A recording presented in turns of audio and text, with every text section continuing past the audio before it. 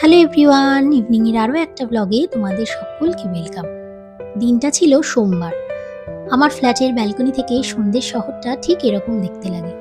এই জায়গাটা আমার সবচেয়ে পছন্দের জায়গা। এখানে থাকার সুবাদে দিনের শুরু, সন্ধে নামার আগে, রাতের শেষ সবকিছুই খুব সুন্দর করে উপভোগ করি আমরা।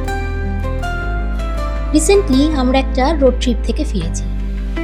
শরীর বেশ ক্লান্ত, কোনো কাজই করতে ইচ্ছা করছে না। চা খেতে খেতে ডিনারে কি বানাবো সেটাই ভাবছিলাম। মনে পড়লো আমি আর অন্য একবার পাহাড়ে বেড়াতে গেছিলাম। ওখানে পাহাড়ি আলুর দম ট্রাই করেছিলাম, বেশ ভালো লেগেছিল। তো আজ সেটাই বানাবো। খুব সহজ আর খুব কম ইনগ্রিডিয়েন্টস লাগে এটা বানাতে, আর রুটি পরোটা দিয়ে খেতেও খুবই ভালো লাগে। টমেটো আর কিছু শুকনো লঙ্কা একটু ব্লাঞ্চ করে মিক্সার গ্রাইন্ডারে একটা পেস্ট করে নেব। আলুটা আমি আগেই বয়েল করে রেখেছিলাম, সেটাও পিস পিস করে কেটে নেব।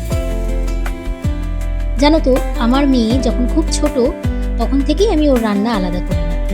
আমাদের যা রান্না হতো ও সেটাই খেত। অবশ্যই অয়েল আর স্পাইসটা একটু কম থাকতো তাতে। এই হ্যাবিটটা ওর এখনো আছে।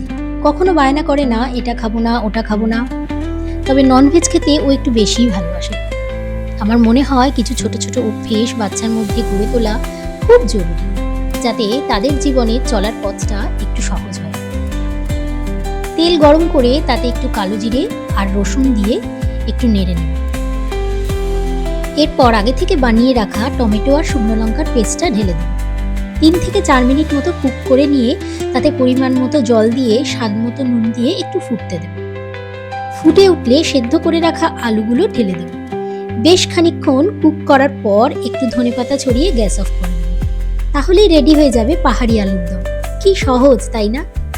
প্রতিদিনের কাজকর্মের মাঝে আমি ভিডিও আপলোড করতে পারি না, তাই এবার থেকে ভেবেছি রোজ একটা করে ভিডিও শেয়ার করব। তোমরা দেখতে চাও কিনা আমাকে কিন্তু কমেন্ট বক্সে অবশ্যই জানাবে।